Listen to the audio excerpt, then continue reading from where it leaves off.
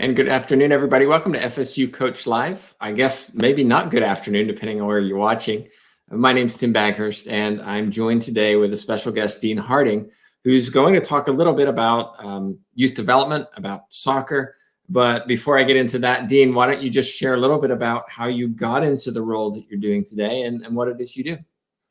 Yeah, great. Good afternoon. So I've been coaching now for around about 22 years now, in a full-time basis. And basically, I began playing soccer when I was 6. Obviously, as you can hear by my accent, I'm from England, where the difference between obviously here and back in England is culturally soccer, or football we call it there, is a life. It's the holy grail. So everywhere you go is football, soccer. And where you're born, you support your local team, and traditionally, if you don't like football, soccer, then it was deemed that there was something like kind of wrong with you. So culturally, I played soccer from a young age, and was very fortunate to be quite good at it. Where at the age of 14, I was picked up by a local, well, I say local, but it was a big professional team called Arsenal FC, who play in the EPL, English Premier League. So I was playing for their kind of youth structure, youth system. And I was there for 2 years playing best of the best, basically. Unfortunately, I got a nasty ankle injury when I was 16, and ended up leaving there and going to like a Division 2 team. And then basically part of my professional contract for 3 years that I signed, the first 2 years I was about 18 years old, I was based at college. And part of the college course was me doing my coaching badges. And that's really where I kind of fell in love with coaching. By badges, if I can interrupt, by badges, you mean certifications? Correct. Yeah. So my coaching licenses, basically. So I started with kind of the basic one at the time, which I think was level 1. They may have changed the kind of the landscape, the terminology of it now. And then basically, yeah, from there I just I got into coaching, realised that I was far a better coach than I was a player, and I've never really left the sites really. So from there, from playing soccer to leaving soccer professionally, and then starting at low level kind of grassroots soccer training coaching. I took a couple of local travel soccer teams in the area, and then through contacts managed to get better qualifications, more exposure, better experience, and then ended up back at Arsenal as a coach, which was fantastic. And then from there, I was headhunted by a rather large travel soccer here in Chicago. And I come across to be the DOC, Director of Coaching, of a club that's got 400 kids, 31 teams, around about 8 coaches, and I've been here for the last 3 years. So in a nutshell, I think we'll go into a bit more detail, but that's my kind of journey so far. I have a wife and 4 kids, 2 of which from a previous marriage are back in England, 2 older kids. But I've got 2 young kids here, a 5th grader and a 1st grader. So, and that's my kind of, in a nutshell, short term, my story so far. I want to go back, if we can, to your days as a youth player. And I was fortunate enough in England to teach in those programs where 16 to 18-year-olds came through in a development program. Yep. And so I saw a lot of the student athletes, we'll call them, coming through. You were one of those, but there was a recent article that came out in BBC Sport talking about the mental challenges of being in that environment as a young player, often away from home, put in an environment where we have these friends who I dorm with, but they're also determining only 20% of us are going to get a full-time contract or move on, and it's dog eat dog world. Then you deal with injuries, you deal with these other things, and there's a lot of mental health issues that can go on.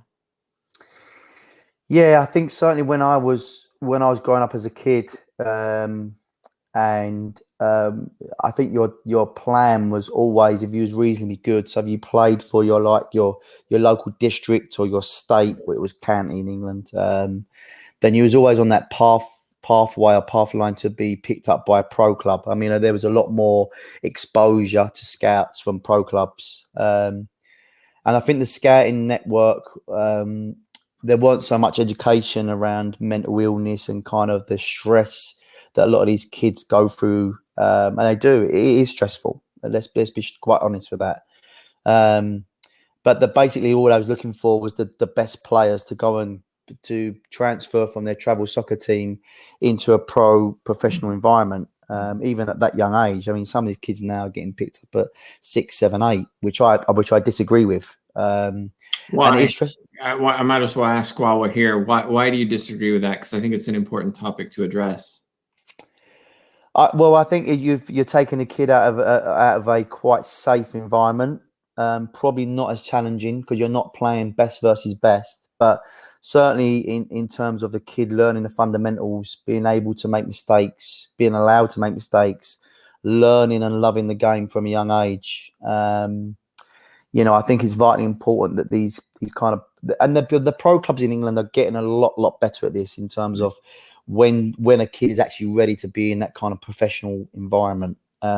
Because then you're taking them out of a kind of an environment where they're probably the best players. As I say, they're allowed to make mistakes, and now you're putting them in an environment where they are best with best. Every training session is stressful. Every game is stressful.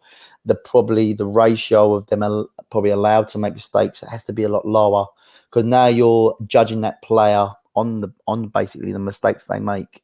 Mm-hmm. So, and then ultimately 1 or 2 years down the line, when they're 7, 8, 9, when you've kind of ripped them out of that kind of safe environment, and now you put them into an elite professional environment, and then they've potentially could be destroyed because of the kind of cutthroat mentality that it could potentially be. Well, and I think you mentioned as well, sorry to interrupt, they're 7, 8, and 9. I mean, these are children, and suddenly being placed in an environment where they are expected to be mini professionals with the hope that in 10 years time, they may be a professional. And we've seen models like that have really grown up, as even in the US, of getting scholarship offers when I'm 12 or 13. Correct. And it's creating a very unhealthy dynamic. Yes, correct. I'm just going to put the light on over here so it shines on me a little bit better. Sorry. Does that help, Tim, a little bit? Does that help better? Yeah. Is that better? Yes. Okay. No, 100%. And I think certainly back in my day, that was probably the case. Nowadays, the professional clubs are doing and the kind of the FA and the English Premier League are doing a far better job of making it more inclusive, having the actual travel soccer club kind of involved in the process of taking these young kids off the grass and put them into that elite environment.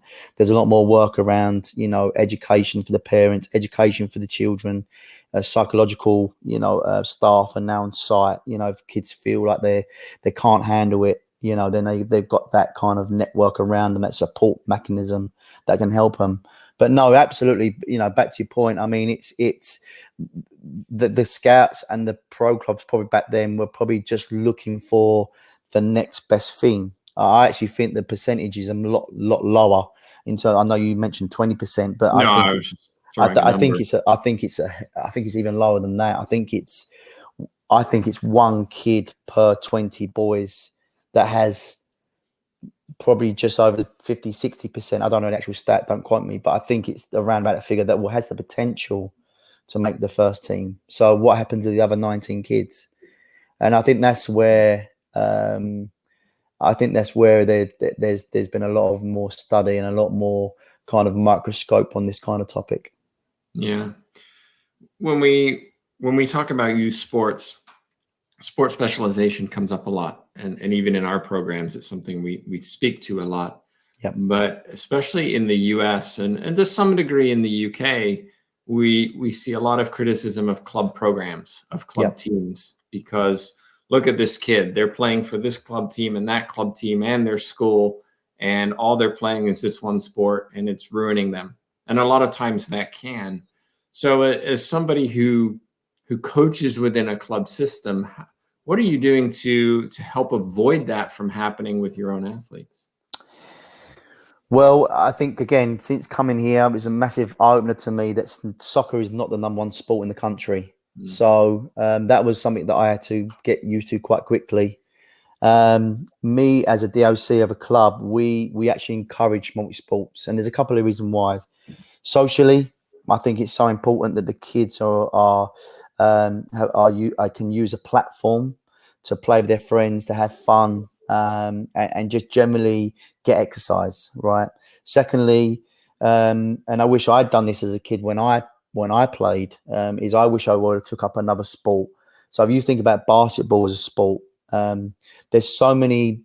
It's a different sport, of course it is, using hands and feet, but in terms of eye coordination, technique of how to run, in terms of tactically seeing the field, there's so many transferable skills from one sport to the next. So as a club, we massively encourage multi-sports.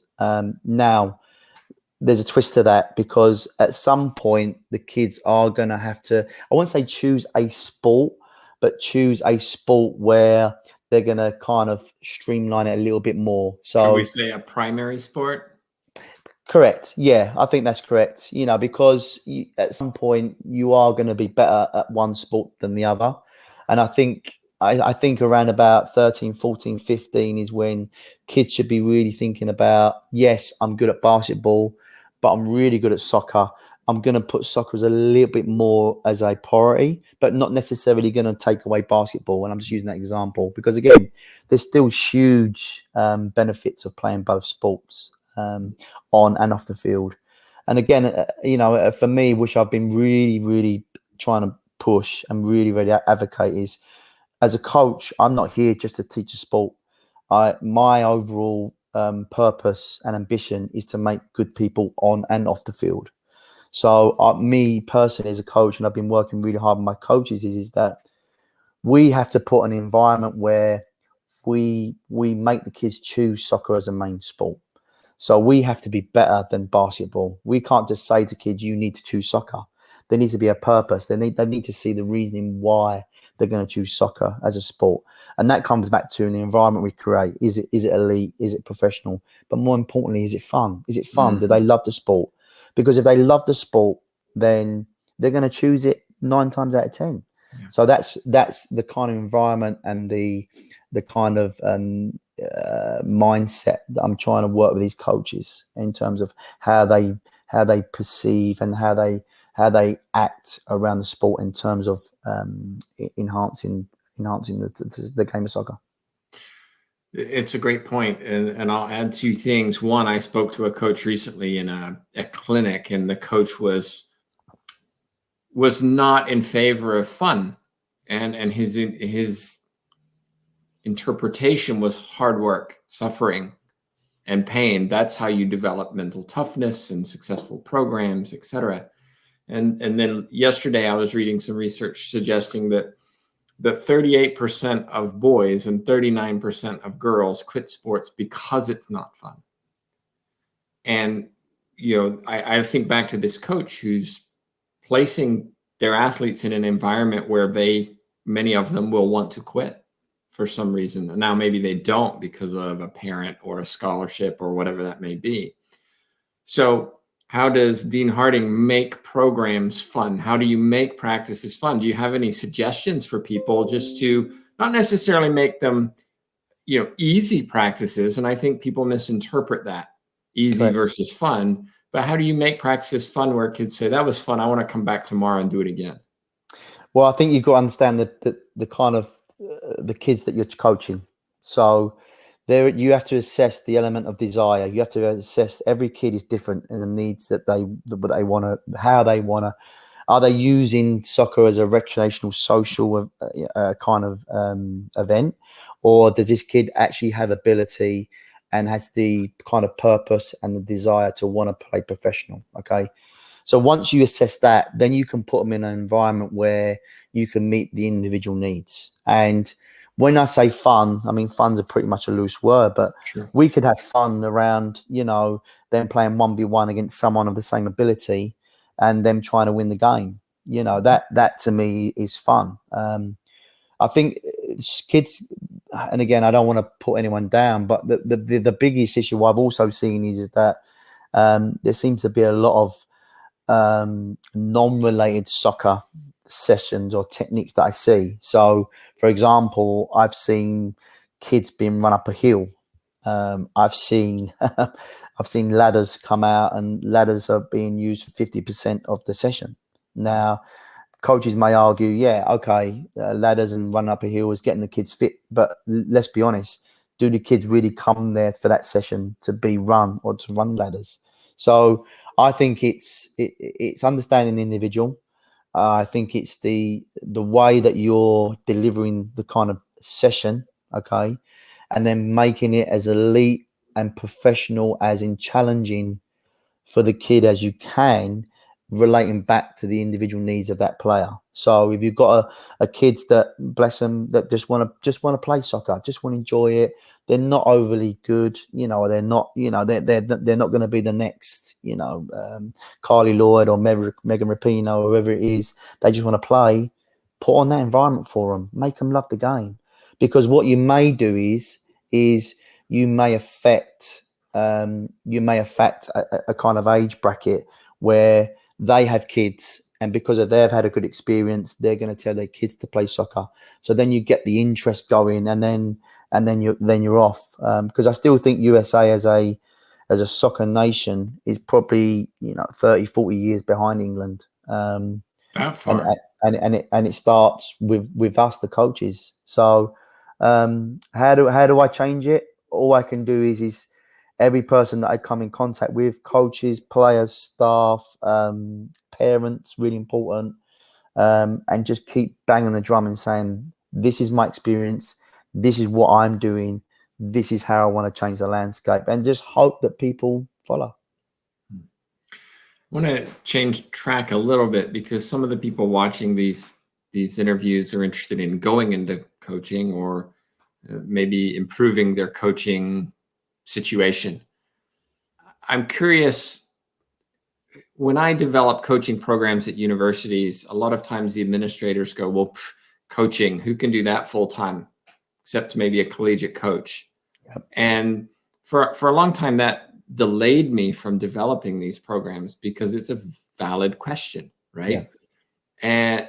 But at the same time, I look at somebody like you, Dean, and I say, well, it's possible.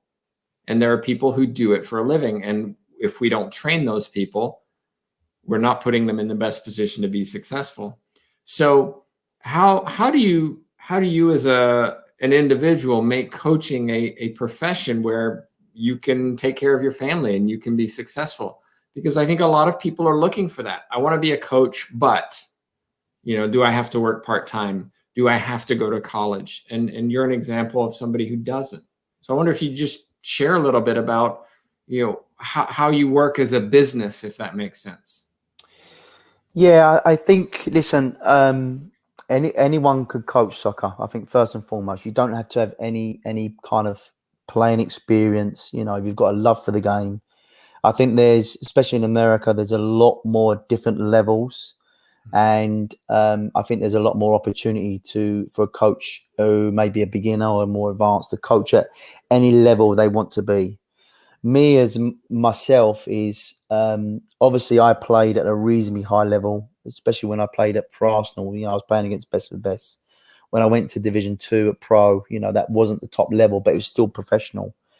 So I think if you want to work at the top level, you're really going to have to have a real good understanding of what the game looks like, because ultimately, if you're going to coach at the kind of top end, you're going to have to pass on your knowledge. You're going to have to pass on your experiences. You're going to have to be able to explain to the kids, what does that look like? What does that feel like? And pass on some knowledge of that. But that doesn't mean that someone that hasn't played soccer before at top level can't do that.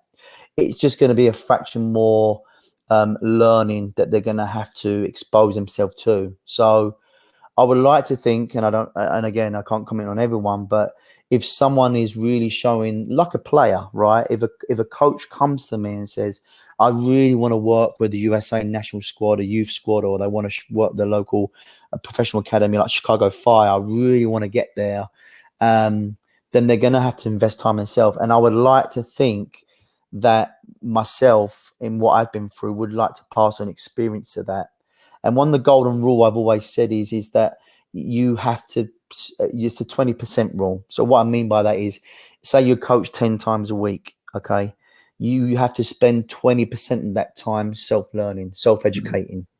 I think that's a golden rule. So that's per week. So if you're coaching 10 hours a week, then obviously you try and do self-learning. There is more platforms than ever because of obviously the situation of COVID, where there's a lot more mentorship programs, a lot more coaching, educating opportunities. So to find that 20%, I don't think is terribly too hard. This is one of those, by the way, just him. Yeah, absolutely. So again, just listen to my story, listen to my background, listen to my journey. I'm hoping to inspire young coaches to get on this kind of pathway. Does it take time? 100%. Does it take hard work? 100%. Do you have to sometimes be in the right place at the right time? Sometimes. Okay. Is it down to people who you know, contacts? Sometimes. But again, it's the old saying, cream rises to the top, right? So if you're actually doing your profession, you're trying to be a professional coach, if you're actually learning, investing time yourself, and you actually have a desire to want to work at that level, then there's nothing stopping anyone getting there. What are some of and by the way, I like your 20%. I've never actually had anybody put a number on it. There's a, yes, you should be developing. Yes, you should be. But nobody's ever put, this is how much. So I appreciate that. I think off the back of that as well is that because I think that the market is saturated now with so many different learning platforms, so many. Mm-hmm. You may go to one and invest in that program or whatever that may be, that platform. That might not be the right one for you. It may be too quick. The information might be go over your head. So again, really spend time in finding a platform at whatever level you are to try and find something that's going to enhance your skill. Okay, so it might be simple, so basic, and then as you go up and you get more exposure, more learning, more experience, then you can start going up through the levels. And especially US Soccer are doing a great job at the minute with the kind of the coaching qualifications that they're doing. I mean, recently I've just done my USB license, absolute brilliant course. Antel, who I know very well, is running the courses fantastically well. So again, I would look at that as a first kind of step in a direction of coaching. Sure. Now, you are essentially working for a club organization, and we talked a little bit about that and how that works. I'm sure it's not all wonderful, and I'm sure a lot of coaches say, "Well, I want to do what Dean does. That sounds great. That sounds perfect, right up my alley." Yet, I think there's also some realities of coaching that are sometimes forgotten and hide underneath the surface that people going into coaching or again looking to improve should be aware of. Can you share a little bit about some of the challenges you've experienced as a coach? Well, I think being really honest, on the field stuff, I absolutely adore. I love every single kid that I come in contact with. I want to make sure that they get the best coaching possible and they develop to the best person on and off the field that they can be. The off the field stuff can be challenging, and let me give you a couple of examples of that. One, when I was lucky enough to be at West Ham United and Arsenal, but more so Arsenal. One of the things they really wanted to strive to be is to take the kids out the bubble. So take them away from the kind of playing your Tottenham, Chelsea's on a weekly basis. They wanted the kids to go across to Europe. So that meant obviously getting on a bus or a plane and then going across to like France, Germany, Holland, places like that to play their top players. Now, what is that in a day? So you would have to go away on weekends. So obviously having a family and being away from friends and things like that was stressful. So I spent in my time at Arsenal, I probably done around about anything between 10 and 15 tours a year. Wow. It was great. It was absolutely brilliant because the kids, listen, they've been taken out of their comfort zone. They've been put in an environment where they're going to have to adapt and going back to that off the field stuff. But But as a coach, it's 24/7 because you're not only just coaching, you then have to worry about how you're going to get the kids back to the hotel. You're going to make sure they're hydrated, they're fed. Some of them were homesick. So I remember once in Holland with a kid that, which was his first kind of tour, he didn't want to sleep. He was missing family, So we basically sat up in the lobby with him all night. So again, I think that's the kind of the things that you have to realize, and there's no real overtime for that. Right. You ain't going to get extra pay for that. That's Right. part of your requirement as a coach to make sure that these kids are kept as safe as possible. So I would say that's probably, I wouldn't say the downside. I just accept it as part of the role, part of the job. It's part of creating and developing young people. And sometimes that's the off the field stuff that coaches don't realize that happens, and you have to adapt to that. Since being here, I think one of the initial struggles was parents not understanding the game. So, What do you mean by not understanding the game? well, I tried to come across with the club that I'm with now, and it's taken me literally 3 years to kind of bring in a kind of style of play, Okay. allowing the kids to make the decision, allowing the kids to make mistakes. I think one of the pitfalls in the USA is if you're not winning, you're not seen as the best. So it's very much, and I see by your smile, it's very much results over development here. Now, of course, the result is important. Absolutely, yes, of course it is. But that can't be sacrificed for the development of the kid on and off the field. Okay. So what I mean by that is I've seen teams have the biggest kid at the back, who can kick the ball the longest, and I've seen a team with the fastest kid at the front, and the big kid kicks the big long pass, so the big long ball to, I think you call it a punt here, up to the striker who runs on the score. That's great, and you'll probably win the game 7-8-0.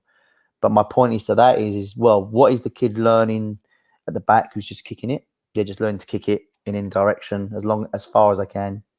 The striker who's just running all day, getting on the end of it and scoring, But more importantly, what is the other 9 kids doing? But they're just standing there, just supporting it. And I've seen games where that's happening. I'm seeing parents run up and down doing cartwheels, and I'm there. I am shaking my head, and they're saying, "Well, yeah, but we won 7-0." But I'm like, "Yeah, great, but these 2 players are getting something very minimal, something out of the game. What's the other 9 players doing?"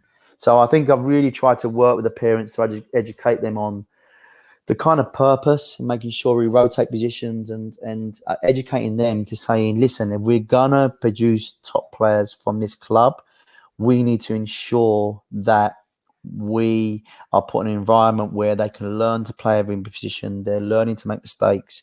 They're learning to play different styles around play against different teams that may play against different styles of way, playing different formations, and more importantly, they're making mistakes and they're learning. That to me is, for me as a coach, is, and we all make mistakes every day. I made a mistake today with you not understanding the correct time to log on. I made a mistake, right? I've learned by that, and I'm going to double Not check. good enough, Dean. You're out. Okay. Out. We make mistakes every day of the week as coaches.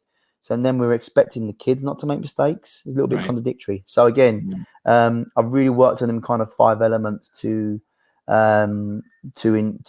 educate the parents, because let's be honest, we only see the kids twice a week, 3 times a week for an hour, so 3 hours, 5 hours max. What's the rest of their time? They spent with their family. So that's where, for me, when you're teaching the kids, there's also the element of and part of a coach's role is educating the parents on. So how do you educate parents, and do you have parents sign any kind of contract? I don't believe in that. I don't think that because you kind of holding them to a bit of paper. I think, and then it's very structured where they might be scared to come to you. I think it's just an open dialogue. So in my club, we try and hold minimal 3 parent educational meetings a year over Zoom, and especially with the staff I have trying to send out weekly emails, and it may be something so basic in terms of the kids struggled at this, they struggled at this is why they struggled. This is how we're going to work next week on the session to try and accomplish this. And it may be just a 4 or 5 line kind of email. Sure. As long as you explain the kind of the what went wrong, how it went wrong, and then what you're going to do as a club to try and to teach the kids how to do that better, then I think we've seen a huge buy-in from the parents, because now they understand the purpose of what you're trying to achieve. When you just think of your career as a whole and how far you've come and what you're doing now, what advice would you have for those that you haven't already talked about, for those coaches who are looking to improve themselves or are looking to get into the coaching profession maybe for the first time? Yeah, I think first of all, you need to establish what kind of level you wanna coach at. So I would start at reaching out to the local AYSO, so the American Youth Soccer Organization, and going down and just maybe being a volunteer kind of coach and just learning your trade there. See if you like it. Kind of put your toe in the pool and test the temperature, I would say. And then start from there, really. And if you feel like, yes, this is something I want to do, yes, I have a real passion for it, then obviously go back to the kind of self-education side of it, and then start to reach out to different local clubs, local travel soccer clubs. I'm all for coaches reaching out to me and saying, hey, listen, can I come in and watch you? Can I come and watch another coach? 100%, because it comes back to my point. We're trying to produce good people on and off the field, right? So that's what I would suggest. Yeah, I mean, it's a long road. I mean, as I said, I've been coaching for 22 years now, and I've worked hard on my trade. I've worked hard on my profession. Have I made mistakes along the way? 100%. But I've held myself accountable to always trying to ensure that everything I do is one for the best of the kids, for the fun of the kids, for the love of the game, and trying to create that environment where the kids want to come back. If somebody does have a question for you, you mentioned, people coming in to observe you. That's fantastic. Yep. But if they have a question, maybe they can't do that. What's the best way for them to reach out to you? Yeah, so a couple of ways. Obviously, email me would be great. My email address is deanhardingcoaching@gmail.com, or contact me on LinkedIn. I'm on LinkedIn as well. So obviously, that's where me and you met, Tim. Fantastic. So I think they're two of the main pathways to get a hold of me. So for those listening to the podcast, that's Coach Dean Harding at gmail.com. Well, Coach, thank you so much for joining me. I do appreciate your input, and I hope people do reach out to you. Thanks, Tim. Thanks for your time. My pleasure. Well, just a reminder, if you haven't yet subscribed to the YouTube channel, we try to get out new interviews each and every week, so be sure to do that. And of course, follow us on social media as well. But on behalf of myself, Tim Baghurst, and Dean Harding, thank you so much for watching.